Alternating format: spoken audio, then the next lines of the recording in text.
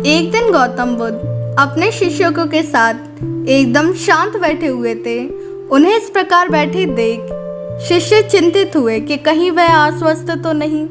एक शिष्य ने उनसे पूछा कि आज वह मौन क्यों बैठे हैं, क्या शिष्यों से कोई गलती हो गई है। इसी बीच एक अन्य शिष्य ने पूछा कि क्या वह अस्वस्थ हैं, पर बुद्ध मौन रहे। तभी कुछ दूर खड़ा व्यक्ति जोर से चिल्लाया, आज मुझे सभा में बैठने की अनुमति क्यों नहीं मिली। बुद्ध आंखें खोले। बुद्ध आंखें बंद करके ध्यान मगन हो गए।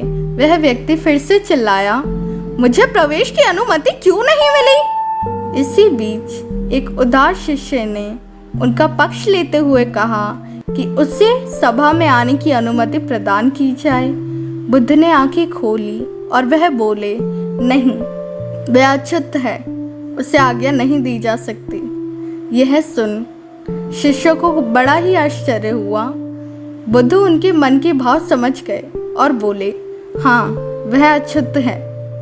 यह सुनकर कुछ शिष्य बोले, हमारे आश्रम में जात पात का कोई भेद नहीं है, फिर वह व्यक्ति अछूत कैसे हो गया। तब बुद्ध ने समझाया, आज वह व्यक्ति क्रोधित होकर आया है। क्रोधित से जीवन की एकाग्रता भंग होती है। क्रोधित व्यक्ति प्रायः मानसिक हिंसा कर बैठता है।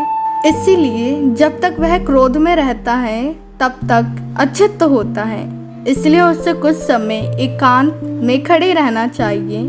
क्रोधित शिष्य भी बुद्ध की बातें सुन रहा था। पश्चाताप की अग्नि में तप कर समझ चुका था कि अहिंसा ही मनुष्य का महान कर्तव्य और परम धर्म है।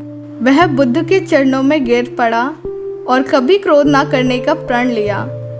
तो हमें इससे यह शिक्षा मिलती है कि आशय यह है कि क्रोध के कारण व्यक्ति अनर्थ कर बैठता है और पश्चाताप उसे बाद में होता है, जिसका कोई लाभ नहीं मिलता। इसलिए हमें क्रोध नहीं करना चाहिए। असल मायने में क्रोधित व्यक्ति अछूत होता है और उसे अकेला छोड़ देना चाहिए। क्रोध करने से तन मन धन तीनों पर हानि होती है। क्रोध से ज़्यादा हानिकारक कोई और वस्तु नहीं होती।